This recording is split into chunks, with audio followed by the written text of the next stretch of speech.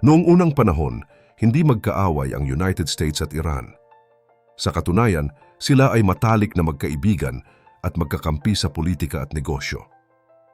Kung titingnan natin ang balita ngayon, puro gulo, banta ng giyera at mga mabigat na parusa sa ekonomiya ang maririnig natin.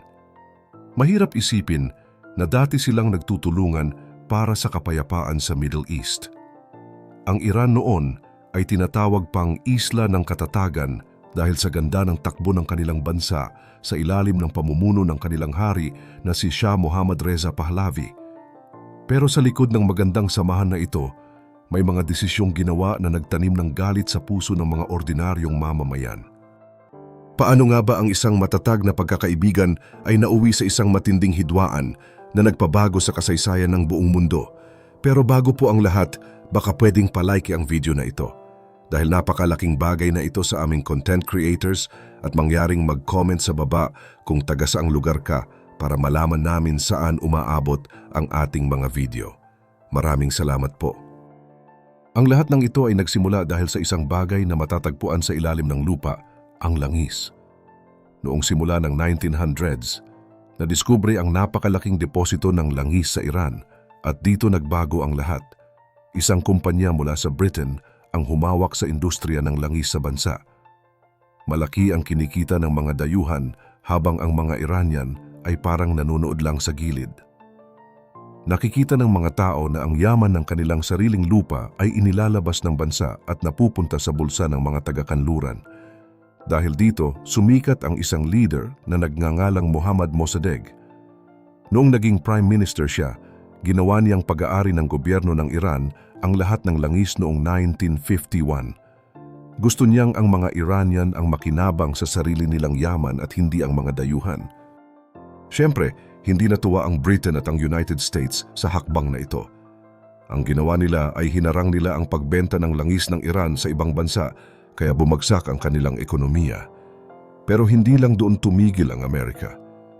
Noong 1953, gumawa ng isang sikretong plano ang CIA ng Amerika at ang mga British para patalsikin sa pwesto si Mossadegh. Takot kasi ang Amerika na baka kumampi si Mossadegh sa Russia na kaaway nila noon.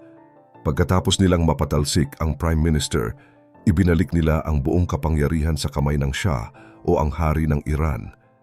Dito na nagsimula ang mahigit 2 dekada ng pamumuno ng hari na suportado ng United States. Sa loob ng maraming taon, binago ng Shah ang mukha ng Iran gamit ang pera mula sa langis at tulong ng Amerika. Nagpatayo siya ng mga modernong gusali, maayos na kalsada, at binigyan ng karapatan ang mga kababaihan na makapag-aral at bumoto. Sa paningin ng mundo, ang Iran ay nagiging modernong bansa na. Pero habang yumayaman ang hari at ang kanyang mga kaibigan, marami pa ring Iranian ang naghihirap. Bukod pa rito, naging malupit ang hari sa mga taong bumabatikos sa kanya. Gumamit siya ng mga secret police para dakpin at saktan ang sinumang kumukontra sa kanyang pamahalaan. Ang maluhong pamumuhay ng hari habang ang iba ay nagugutom ay nagdulot ng matinding pait sa mga tao.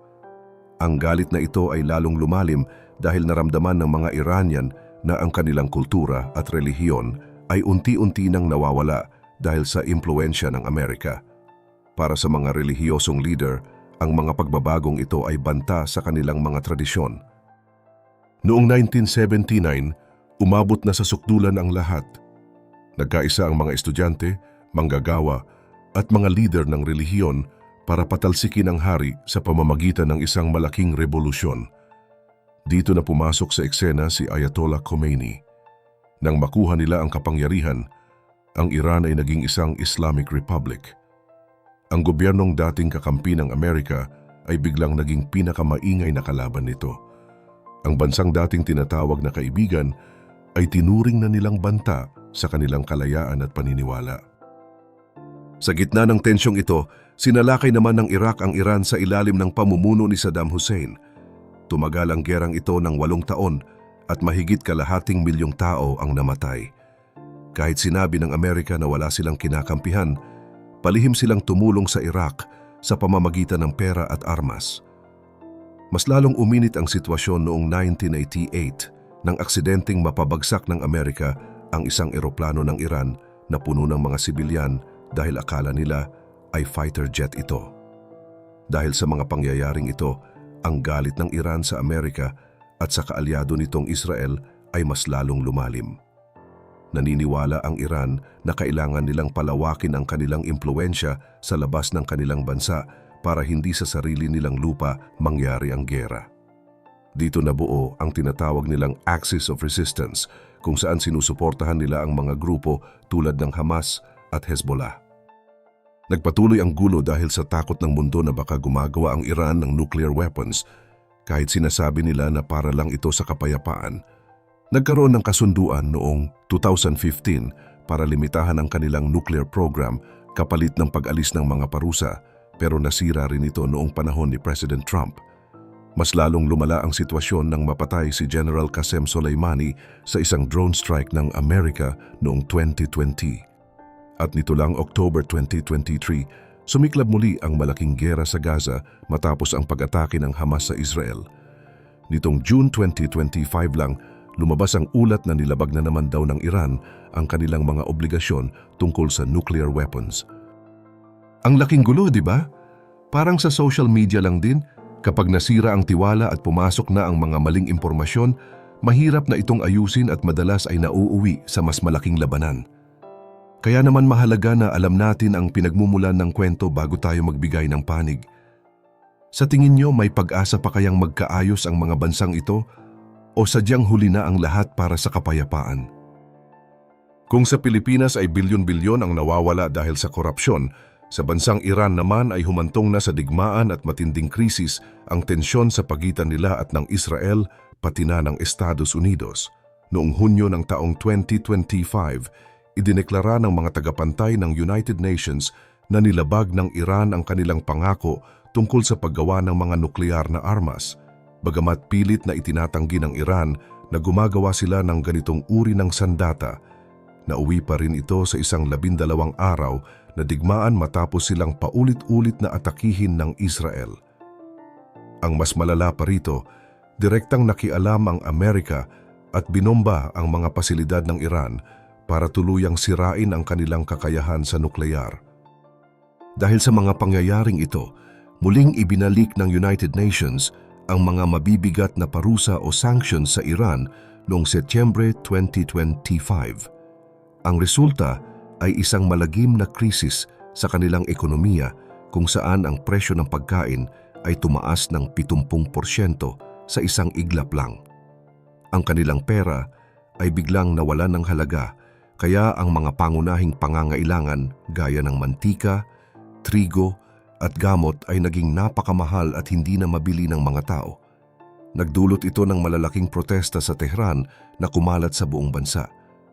Marami na ang sumisigaw ng pagbabago sa kanilang gobyerno at humihiling na patalsikin ang kanilang supreme leader na si Khamenei.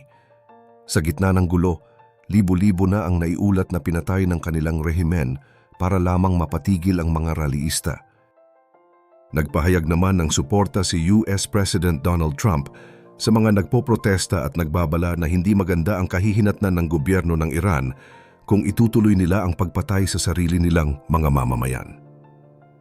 Habang ang ibang mga taga-Iran ay natutuwa sa tulong na ito ng Amerika, mayroon din namang mga nag-aalala. Natatakot sila na baka mas lalong lumala ang gulo kapag lalong nakialam ang ibang bansa. Maging ang mga karatig bansa sa rehiyon ay nangangamba dahil alam nilang kapag nagkaroon ng malaking bakbakan sa pagitan ng Amerika at Iran, sila ang unang madadamay at maiipit sa gitna ng putukan.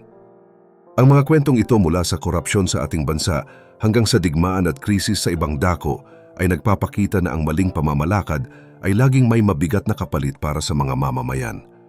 Kung sa atin ay pera ang ninanakaw, sa ibang lugar ay pati ang kaligtasan at buhay ng tao ang nakataya. Kaya naman mahalaga na tayo bilang mga mamamayan ay laging mapagmatyag at alam ang nangyayari sa ating paligid para hindi tayo basta-basta naloloko ng mga nasa kapangyarihan.